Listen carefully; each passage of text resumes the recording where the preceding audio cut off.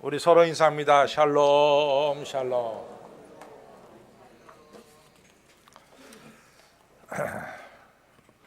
우리가 서양 문명사 하면은 우리 동양 문명 아니라 서양 문명사 하면은 우리가 크게 두 가지로 나눠서 얘기합니다. 하나는 우리 그리스 로마 문명, 헬라 로마 문명을 하나의 큰 줄기로 볼 수 있고, 또 하나는 우리 기독교 문명을 하나의 큰 줄기로 볼 수가 있습니다. 여러분들, 우리가 이 로마에 대한 이 영화를 우리가 많이 접할 수가 있습니다. 근데 로마에 관한 영화를 보면서 하나의 공통적인 게 있어요. 대개 로마를 이 기초로 해서 만든 영화는 거기다 영웅들의 영화를 이야기하고 있습니다. 예를 들자면은 우리가 로마를 기초로 한 영화 중에 글래디에이터라는 영화가 있죠. 검투사. 그것도 맥시무스라는 사람이 영웅이에요. 또 배너라고 하는 영화도 역시 배너가 영웅이 되는 겁니다. 그러니까 이 그리스 로마 문명에서 중요하게 다뤄진 사람들은 바로 누구냐 하면은 영웅이 중요하게 다뤄집니다. 그래서 이 영웅은 사람들에게 박수갈채를 받으면서 존귀한 자리에 앉게 되는 거죠. 그래서 이 그리스 로마, 그레코 로마 문명에서 있어서는 사람들이 원하는 것은 자기가 영웅이 되는 겁니다. 이 영웅은 어떻게 되느냐? 이 전쟁에 나가서 크게 승리를 거두고, 그리고 로마의 개선 장군으로 들어올 때 그 사람은 이제 영웅이 되는 거죠. 또 글래디에이터나 배너처럼 이 노예로 전락했다가 뭐 검투사가 돼서 정말 이 삶과 죽음의 고비를 수없이 넘겨서 드디어 이 로마의 콜리세움에서 사나운 짐승도 이기고 누구도 감당할 수 없는 사람이 되기까지 이같이 승리한 사람, 이런 사람들이 영웅이 되는 겁니다. 그래서 그리스 로마 문명에서는 소원이 뭐냐? 그것은 영웅이 되는 것이 이 소원이었습니다. 여러분 아시다시피 우리가 이 올림픽 게임이 어디서 시작됐습니까? 올림픽 게임이 그리스에서 시작됐죠. 근데 올림픽 게임에서 승리한 자가 바로 영웅이 됐습니다. 그래서 너나 나나 없이 이 게임에 나가서 승리를 거두려고 애를 썼습니다. 근데 그 참 재밌는 말은요, 이 게임, 올림픽 게임에서 게임이란 말은 헬라어로 어떻게 말하냐면 AGON, 에곤 이렇게 말합니다. 에곤이 게임이에요. AGON이. 그래서 이 게임에서 승리한 자는 영웅이 됩니다. 그런데 이 에곤이란 말 끝에 Y자를 하나 딱 붙이면은 에고니가 되죠. 에고니. 에곤에다가 플러스 뒤에다가 Y자를 붙이면 에고니가 됩니다. 그럼 에고니 뜻이 뭐냐? 고뇌입니다. 고뇌, 고통. 이것이 에고니예요. 그래서 이 게임에 나가서 승리를 거두면은 영웅이 되지만은 지면은 그 순간부터 고뇌가 깃들기 시작하는 거죠. 실제로 말이죠. 이제 6월부터 우리나라 축구팀이 브라질에 가서 이 축구 시합을 하게 되죠. 그래서 홍명보가 이제 브라질 가게 되는데, 브라질 가서 뭐 16강에 들고 나아가서 8강까지 들면은 틀림없이 홍명보는 영웅이 될 겁니다. 그렇죠? 근데 반대로 예선 탈락했다. 그러면 아마 고뇌를 안고 인천공항에 돌아오지 않을까, 이렇게 생각합니다. 그러니까 이 경쟁이라고 하는 것은 승리하면은 영웅이 되지만은 패배하게 되면은 이 고뇌를 안을 수밖에 없는 게 세상의 경쟁입니다. 그런데 이제 이런 사회를 로마 사회는 이런 사회를 아주 부추겼어요. 그래서 이 경쟁 사회라고 하는 것은 다른 말로 말하면 계급이 만들어지는 사회입니다. 그래서 영웅이라고 하는 계급은 아주 로마 전체 사회 속에서 2% 정도밖에 안 됩니다. 2%만이 영웅 그룹에 속합니다. 로마 황제를 비롯해서 원로원 한 600명, 그 밖에 이러한 전쟁에서 승리를 거둔 이런 사람들이 이같이 영웅 대접을 받았습니다. 나머지 98%는 다 영웅이 아니고 보통 사람들입니다. 근데 이제 98%도 그냥 다 똑같이 취급하지 않고 98% 중에 이제 로마 시민권을 가진 그런 그룹이 있고, 또 본래 노예였지만은 어떻게 자유를 쟁취한 그런 자유를 가진 노예가 있고, 그 밖에 노예가 있습니다. 근데 노예는 아시다시피 예수님 당시의 노예는 사람 취급을 받지 못했어요. 그래서 노예하면은 말하는 농기구에 불과했습니다. 바로 그런 시대가 그리스 로마 시대입니다. 그리스 로마, 이 그레코 로마 시대라고 부를 수 있습니다. 바로 이런 시대 한가운데서 출생하신 분이 바로 예수님입니다. 그럼 예수님은 물론 영웅도 아니시고, 예수님은 물론 로마 시민도 아니시고, 예수님은 로마가 지배한 조그만 나라에 아주 가난한 가정의 아들로 태어나신 분이 바로 예수님이시죠. 근데 예수님이 그렇게 오래 살지 않으셨잖아요. 이 33년을 사시면서 예수님이 만든 그룹이 있습니다. 그 그룹이 바로 뭐냐면 여러분과 저처럼 성도라는 그룹이에요. 근데 이 성도라고 하는 그룹, 이 그룹이 말이죠, 이게 나중에 로마를 갖다가 기독교화하는 놀라운 역사를 일으킨 것이 바로 이 성도라고 하는 그룹입니다. 근데 이 예수님이 만든 이 성도라고 하는 이 그룹에 아주 특색이 있습니다. 제가 지난주 설교 시간에도 얘기했지만은 로마 사회는 틀림없이 계급 사회입니다. 그래서 길거리에 딱 나가 보면은 저 사람이 영웅인지, 또 저 사람이 로마 시민인지, 저 사람이 그렇지 않은지가 분명하게 구별됐습니다. 근데 뭐로 구별했냐면 입은 옷으로 구별했어요.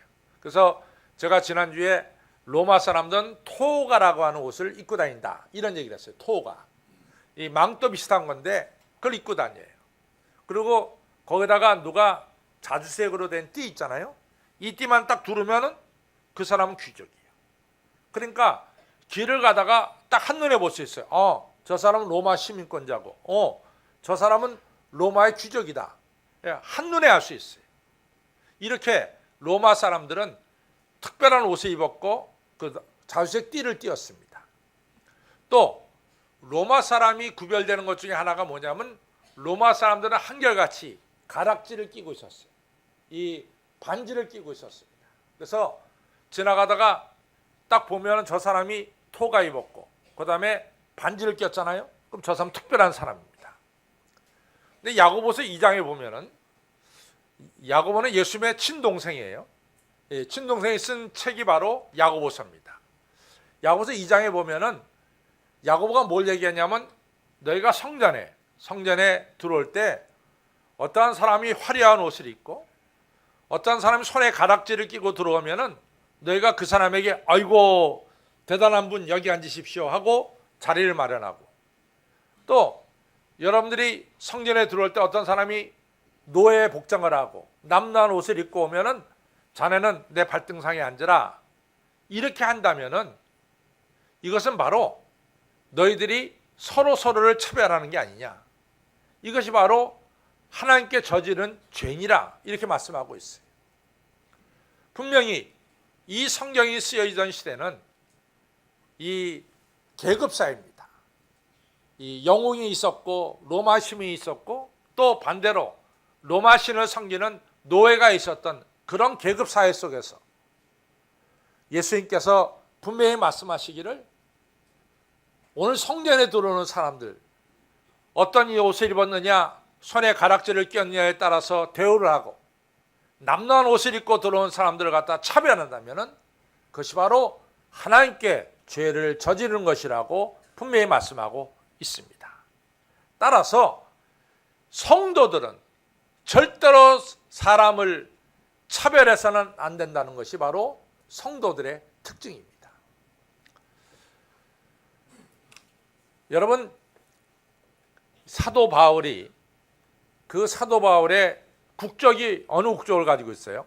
이 법적인 국적을. 사도 바울은 로마 시민권입니다. 따라서 사도 바울은 사실은 로마 시민권자의 가지고 있는 모든 권리를 사도 바울은 사용할 수가 있었어요. 우리가 신약 성경 27권 중에 적어도 13권은 사도 바울이 썼다, 이렇게 우리가 믿고 있습니다. 예를 들어서 로마서라든가 고린도전후서, 데살로니가 전서, 빌립보서 쭉 사도 바울이 썼죠.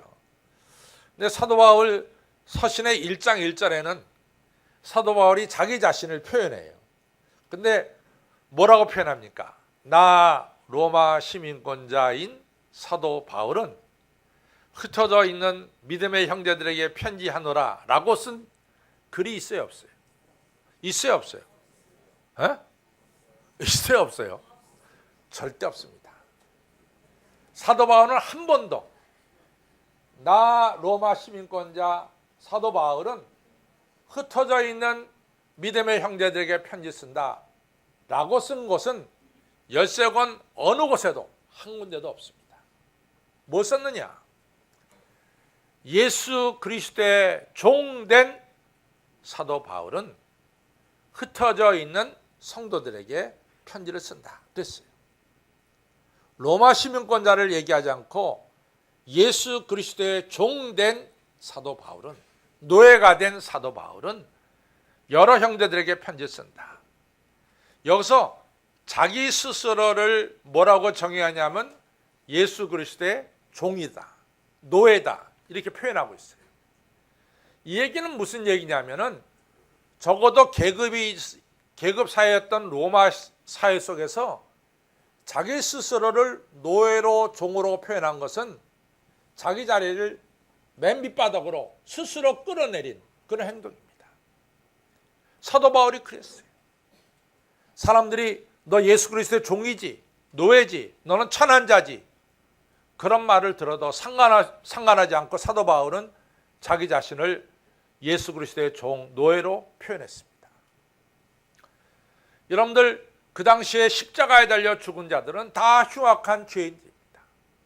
십자가에 달려 죽은 자들은 다 저주받을 자라고 신명기까지 말씀하고 있어요. 사도 바울은 뭐를 자랑하고 있느냐? 고린도전서 1장 26절에 유대인들이 꺼리끼는 것이요, 또 이 헬라인들이 부끄럽게 여기는 것이지만 나는 십자가에 달린 예수 그리스도를 자랑하노라 얘기하고 있어요. 남들이 뭐라고 말하든 간에 사도 바울은 자기 자신을 예수 그리스도의 종이라고 표현했고, 자기가 자랑하는 것은 십자가에 달린 예수 그리스도를 자랑한다 그랬습니다. 그러면 성도는 뭐냐? 두 번째 중요한 것은 성도는 뭐냐? 성도는 바로 예수 그리스도의 십자가를 자랑하는 사람들이 성도입니다. 여러분들, 로마 황제 중에 아우구스투스가 있습니다. 근데 아우구스투스라는 사람은 사실은 대단한 사람이에요. 왜냐하면 줄리어스 시저가 이 달력 속에 줄라이 7호를 만들었잖아요. 그랬더니 옥타비아누스가 이제 아우구스투스인데, 이 사람이 황제가 되고 나서 아니 줄리어스 시저만 1년 달력 중에 줄라이를 만드냐? 나도 내 달력에 만들어야 되겠다. 그래서 사실은 원래는 달력이 10개월로 되어 있습니다. 근데 이 줄리어스 시저 때문에 11개월이 됐고, 그 다음에 또 아우구스투스 때문에 12개월이 됐어요. 그래서 어구스토 8월이 생긴 거예요. 이만큼 아우구스투스라는 사람은 자기 자신을 대단하게 여겼습니다. 그래서 아우구스투스의 이 자기 자서전이 있는데, 그 자서전을 보면은 뭐가 나오냐면요, 자기는 전쟁에 나가서 55번 싸워서 승리를 거뒀고, 자기는 집정관을 13번이나 연임했고, 그리고 40년 동안 자기는 원로원의 최고 원로로 지냈다. 그 밖에도 아우구스투스가 자기에 대해서 쓴 글은 굉장히 많습니다. 근데 그 책이 지금 그대로 남아 오늘 역사 속에 있어요. 처음부터 끝까지 뭡니까? 자기 자랑으로 가득 찼어요. 근데 성경은 뭐라고 말하냐? 내가 만약에 이 세상을 사랑하고 이 세상을 자랑하면은 너희 속에 하나님의 사랑이 있느냐 없느냐? 있다 그랬어요? 없다 그랬어요? 없다 그랬어요. 사랑이. 육신의 정욕과 안목의 정욕과 자기의 자랑을 하면, 이생의 자랑을 하면은 너는 하나님의 사람이 아니라 이렇게 말씀하고 있습니다. 그러니까 성도는 자기를 자랑하는 것이 성도가 아니라, 성도는 누구를 자랑하는 게 성도입니까? 예수님을 자랑하는 것이 바로 성도입니다. 성도가 몇 가지 정의가 됐어요. 성도는 첫째는 차별하지 않습니다. 누구를 차별하지 않습니다. 만약에 우리 한신교회가 누가 대단한 옷 입은 사람을 오면은 아주 중히 여기고, 만약에 가난한 분이 들어오면은, 만약에 교회가 100이 하나 1000이 여긴다면 한신교회는 예수 그리스도에게서 떠난 교회가 한신교회입니다. 교회는 누구를 차별할 수가 없습니다. 두 번째로 중요한 것은, 교회는 바로 예수 그리스도의 십자가를 자랑하는 것이 성도인 여러분과 저의 사명입니다. 여러분과 저는 나를 자랑하는 것이 아니라 누구를 자랑해야 됩니까? 예수님을 자랑해야 될 줄로 믿습니다. 그것이 바로 성도입니다. 성도에 한 가지 더 한 가지가 있어요. 오늘 우리가 요한복음 13장을 읽었습니다. 예수님께서 이제 내일이면 십자가 달리시죠. 그 십자가 달리기 전날 밤인데 예수님께서 제자들과 함께 유월절 만찬을 했습니다. 근데 느닷없이 예수님이 옷다리를 벗으세요. 그 옛날에 전면 뭐 이거 벗더라도 와이셔츠 벗고 또 속 네가 있는데, 옛날에는 옷다리 벗으면 맨몸이야, 맨몸. 예수님께서 옷다리를 딱 벗으시고 맨몸이 딱 됐어요. 그리고 수건을 갖다 허리에 딱 이같이 묶으시더니 제자들 발을 씻는 거야. 제자들 발을. 여기 두 가지 중요한 게 있어요. 첫째는 옛날에 노예들이 옷을 입었을까요? 안 입었을까요? 노예들은 옷 안 입었습니다. 그래서 항상 옷이 그 사람의 신분을 표시한다 그랬잖아요. 토가를 입으면은 로마 시민, 자주색 띠를 띠면은 귀족. 그렇죠? 옷을 안 입으면 뭡니까? 노예예요. 예수님께서 옷을 벗으셨어요. 그것은 상징적으로 예수님이 뭐가 됐다? 노예가 됐다는 거예요. 그리고 예수님께서 수건을 가지시고 사람들의 발을 씻겼어요. 이건 노예가 하는 일입니다. 예수님이 제자들의 발을 씻기고 나서 하신 말씀이 있어요. 너희들이 나를 가르쳐서 주님, 랍비, 선생님이라고 나를 부른다. 너희가 제대로 나를 부른 거다. 나는 너희들에게 주가 되고 또 너희들의 선생님이 되는 것은 당연한 것이다. 맞는 말이다. 그러면서 하신 말씀이 오늘 14절에 내가 주와 선생이 돼서 너희들의 발을 씻겼다. 너희들도 나와 같이 이같이 행하는 것이 옳으니라 말씀했어요. 성도는 뭐냐? 서로 서로를 섬기는 자가 바로 성도입니다. 서로 서로를 섬기는 것이 바로 성도입니다. 근데 이같이 성도들이요, 로마 사회를 변화시켰어요. 로마 사회를. 요셉과 아스낫이라고 하는 부부의 이야기가 오늘까지 전해집니다. 요셉과 아스낫이 결혼해서 가정을 이뤘어요. 그런데 요셉이 아침부터 저녁까지 일하고 저녁 때 집에 들어옵니다. 신부 아스낫이 대야에다 물을 떠다가 남편의 발을 씻기려고 듭니다. 그때 요셉이 손살을 하는 거예요. 여보, 당신이 이걸 하는 게 아니야. 우리 집에 있는 종이 내 발을 씻겨야지. 어떻게 당신이 내 발을 씻기요? 내 발을 씻기지 못합니다. 당신은 자유인인데 어떻게 안주인이 내 발을 씻길 수 있어? 종이 하는 것이지. 부인 아스낫이 말하죠. 당신은 나의 주인입니다. 당신의 발이 내 발이고 당신의 손이 내 손입니다. 이렇게 얘기하면서 남편의 발을 씻기려고 할 때 남편은 더 이상 할 말이 없었어요. 그래서 아스낫이 남편의 발을 씻기 시작합니다. 바로 이것이 그 당시에 크리스찬들의 가정을 건강하게 만든 요인이 됐어요. 그 가정에서 자라난 사람들이 바로 로마 시대에 이같이 귀족이 되고 로마를 이끄는 이러한 사람들이 됐습니다. 누가 313년에 로마라고 하는 나라가 기독교를 국교로 받아들일 것을 누가 기대했냐 말이죠. 그러나 건강한 기독교 가정에서 자라는 자녀들이 이같이 출세하면서 로마라고 하는 계급 사회를 새롭게 바꿔버렸고 평등한 사회로 만들어 놨습니다. 저는 개인적으로요, 사도행전 16장을 읽을 때마다 제 개인적으로 좀 의문이 있었어요. 아마 성경을 좀 아시는 분들은 사도행전 16장 하면 뭐가 나오는지 알 겁니다. 사도행전 16장은 사도 바울이 이 드로아에서 환상을 보고 배를 타고 아시아에서 유럽으로 가서 빌립보라는 곳에서 제일 처음 복음을 전했습니다. 그것이 바로 사도행전 16장에 나와요. 사도 바울이 복음을 전하다가 귀신 들린 아이 하나를 고쳐줬어요. 근데 그 일 때문에 사도 바울이 빌립보에서 정말 죽기 직전까지 매를 맞아요. 엄청나게 매를 맞습니다. 그리고 감옥에 갇힙니다. 그때 사도 바울이 같이 매 맞던 사람이 누구냐면 실라예요. 근데 저는 혼자 속으로 생각하기를 사도 바울 참 이해할 수 없다. 왜냐하면 그 당시 빌립보가 이 로마가 지배하던 사회였거든요. 이제 그때 사도 바울이 나 로마 사람이다 한마디만 하면요 절대로 사도 바울이 매 맞지 않아요. 근데 사도 바울이 그 얘기를 안 해요. 신라와 함께 죽도록 매를 맞습니다. 제가 참 이상하게 생각했어요. 왜 그럴까? 신라는 자기가 로마 사람이라고 밝히기만 하면은 그처럼 매 맞지 않을 텐데 말이지. 왜 사도 바울은 자기가 로마 사람이라는 것을 밝히지 않고 그토록 죽기까지 매를 맞냐 말이야. 죽도록 매를 맞았어요.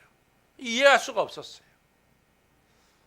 근데 가만히 생각해 보니까 신라는 유대인이었어요. 그러니까 신라는 죽도록 매를 맞을 수밖에 없어요. 근데 사도 바울은 로마 사람이니까 매를 안 맞죠. 근데 사실은 복음을 앞장서서 전한 사람이 누구냐면은 사도 바울이고 사도 바울 뒤에서도 온 사람이 신라죠. 사도 바울이 열심히 복음 전해놓고 매 맞는 것은 신라가 매 맞고 자기는 매를 안 맞으면은 아마 사도 바울 마음이 그것이 편치 못했을 것 같아요.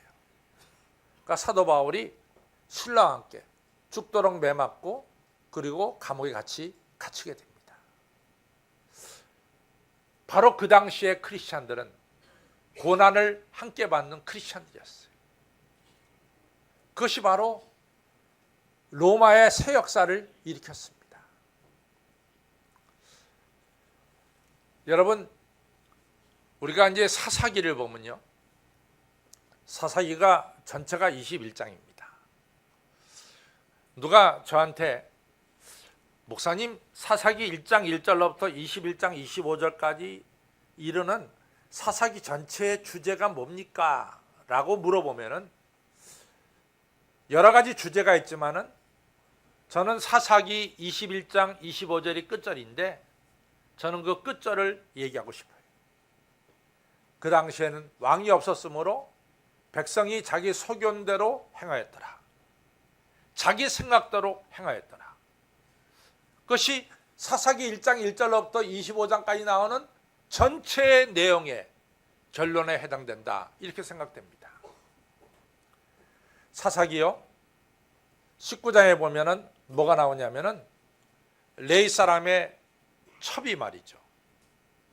기브아라는 곳에서 머물렀는데 레위 사람하고 첩이 기브아라는 곳에 집을 가다 머물렀는데 기브아 이 불량배들이 이 레위 사람한테 너 나와라. 너 우리와 상관하자. 그러니까 이 못된 사람들이 이 레위 사람을 갖다가 이 동성연애 하려고 레위 사람을 불렀어요. 마치 소돔과 고모라에 나오는 얘기처럼. 그때 레위 사람이 자기를 내놓지 않고 누굴 내놨냐면 자기 첩을 그들에게 내놓습니다. 첩이 이 기브아의 불량배들이 밤새도록 이 첩을 갖다가 성폭행했어요. 근데 또 한 가지 이상한 사실은 이 레위 사람이 그 다음날 아침에 떠나려고 그럴 때 자기 첩이 돌아오든 돌아오지 않든 기다리지 않았어요. 그냥 첩을 아예 잊어버립니다. 잊어버리고 그 다음날 아침에 그냥 떠나려고 문을 딱 열었어요. 문을 열었더니 문 앞에 자기 첩이 쓰러져 있는 거예요. 그래서 갔다 보니까 벌써 이미 자기 첩이 죽었어요. 그래갖고 자기 첩을 나귀에 태워가지고 이 사람이 에브라임 산지에 사는데 에브라임으로 간 거야. 가가지고 이 레위 사람이 자기 첩을 갖다가 12토막을 냈어요. 12토막. 그러니까 이스라엘 각지에 다 보냈어요. 12지파에게. 이스라엘 12지파가 뭘 얘기하냐면 우리나라 말로 하면은 단군 이래로 이민족이 이같이 악해진 때가 없다. 이런 이야기를 합니다. 출애굽한 이후로 이런 악한 일이 우리 가운데 일어난 일이 없다. 이래가지고 12지파 중에 베냐민 지파를 빼고 11지파가 미스바에 모인 거예요. 기브아 사람들은 베냐민 지파 사람들입니다. 그래갖고 모여가지고 이 베냐민 지파 못돼 먹었다. 이걸 갖다 우리가 징벌해야 된다. 이래가지고 12지파에서 군대를 모아가지고 기브아에 살고 있는 베냐민 지파, 자기네 형제 중에 한 지파인 이 베냐민 지파를 공격하기 시작했어요. 베냐민 지파가 전체가 2만 한 7천 한 100명 되는데 그 중에서 2만 5천 명이 죽습니다. 2만 5천 몇백 명이 죽어요. 불과 한 1,000 몇백 명밖에 남지 않고 베냐민 지파가 씨가 마르도록 다 죽여버려요. 그리고 나서 이 사람들이 생각해 보니까 글쎄 자기들이 싸우다 보니까 동족 상잔하다 보니까 무슨 일이 벌어졌느냐, 자기 형제 중에 하나가 없어지게 된 거예요. 그때 가서 깨닫습니다. 성경이 뭘 말하느냐, 인간이 자기 소견에 옳은 대로, 자기 생각에 옳은 대로 행한 결과가 뭐냐, 그것은 폭력이고 그것은 동족 상잔이고 그것은 바로 한 지파가 없어지는 불행한 일이 벌어지고 있지 않느냐 말이지. 어느 지파가 더 올바르고 어느 지파가 더 강하냐 경쟁하다 보면은 결과적으로 남는 건 뭐냐, 폭력과 그리고 동족 상장과 그리고 한 형제가 사라지는 비참한 일이 남는 게 아니냐 말이지. 이것이 바로 사사기가 우리에게 보여주는 진리입니다. 그러나 반대로 우리가 성도로서 서로 차별하지 않고 성도로서 우리가 희생의 십자가를 우리가 의지하고 십자가를 따라가고 우리가 성도로서 예수님을 자랑하고 우리가 성도로서 섬길 때 바로 거기에는 사람을 살리는 역사가 일어난다라고 하는 사실입니다. 제가 아는 한 분은요, 이분이 6.25 전쟁이 끝나자마자 1953년도 끝나자마자 이분은 폐병 사기이기 때문에 마산 요행소에 폐병 환자로 들어갔어요. 이분은 하나님을 잘 믿는 청년 크리스천이었습니다. 폐병 사기로 이분이 죽게 된 거죠. 이분이 이제 얼마 있으면 죽게 되는 그런 이 삶의 자리에서 혼자 생각했어요. 내가 이러다 이렇게 죽으면은 내가 하나님 앞에 가서 할 말이 별로 없다. 이러면서 이분이 어떤 일을 하기로 했냐면 내가 죽을 때까지 그래서 내가 그리스도를 본받아서 섬겨야 되지 않겠느냐 이런 마음을 먹었어요. 그때 마산 이 병원에는 다 결핵 환자들이 다 쌓였죠. 결핵 환자들이 다 가래침을 뱉습니다. 가래침을 받아드는 그릇이 쫙 있어요. 환자병 옆에. 근데 간호원들도 사실은 결핵 환자의 가래침을 씻기가 싫었어요. 그 결핵균이 있었기 때문에. 근데 이분은 내가 이 일을 좀 해야 되겠다 해가지고 밤에 일어나서 그 모든 그릇을 다 모아가지고 깨끗하게 씻어가지고 밤에 전부 다 그 결핵 환자 옆에 새 그릇을 갖다가 씻어놓은 그릇을 갖다가 놓기 시작했어요. 이분은 단지 하나밖에 없어요. 내가 하늘나라 가서 하나님 앞에 그저 아무것도 한 것이 없는데 그거밖에 내가 할 것이 없어갖고 그래도 하다가 하늘나라 가려고 그랬어요. 근데 놀라운 역사가 일어났습니다. 이분이 폐병 사기로 들어갔는데 상기가 됐어요. 상기였다가 얼마 있다가 2기가 됐어요. 2기가 됐다가 이분이 얼마 있다가 1기가 됐어요. 마산 요양소를 나왔습니다. 이분에게 길이 열렸어요. 그래서 영국의 저 스코틀랜드 에딘바라에 가서 구약을 공부하게 됐습니다. 그래서 구약 학자가 됐어요. 이분이 한국에 돌아왔어요. 후학들에게 구약을 가르치기 시작했어요. 제가 바로 그분의 제자입니다. 그분이 바로 김정준 박사입니다. 여러분, 기독교는 사람을 섬기면서 세상을 변화시킨 거예요. 기독교는 경쟁에서 영웅이 돼가지고 사람을 변화시킨 것이 아니라 기독교는 예수님을 본받아서 섬기면서 세상을 변화시키고 세상에게 생명을 주는 역사를 일으켰습니다. 아무쪼록 우리 한신교회 여러분과 저는 영웅이 아니라 여러분과 저는 뭡니까? 성도입니다. 여러분과 저는 영웅이 아니에요. 여러분과 저는 뭡니까? 성도입니다. 우리는 차별이 있어서는 안 됩니다. 우리의 자랑은 예수님의 십자가가 자랑입니다. 우리가 서로 섬길 때 거기에 생명의 역사가 일어나고 주님은 섬기는 자를, 나중된 자를 먼저 되게 하는 역사를 일으키시는 분이 바로 천지를 지으시고 운행하시는 하나님이십니다. 서로서로를 잘 섬기시고 그리고 하나님 십자가를 자랑하시는 우리 한신의 성도님들이 다 되시기를 주님의 이름으로 축원합니다. 기도하겠습니다. 아버지 하나님, 오늘날 무한 경쟁 시대에 서로 영웅이 되겠다고 싸우다가 하나님 아버지 너무나 불행한 일들이 이 땅에서 많이 일어나고 있습니다.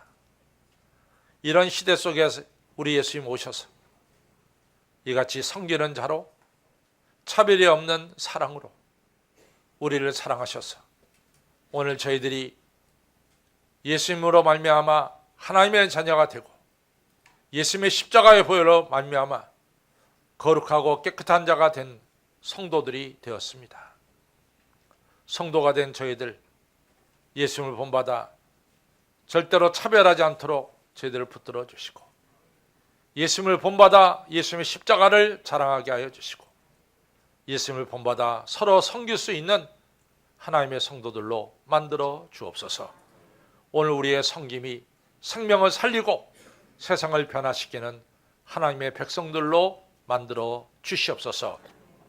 감사하며 예수님 이름으로 간절히 기도를 싸움나이다. 아멘.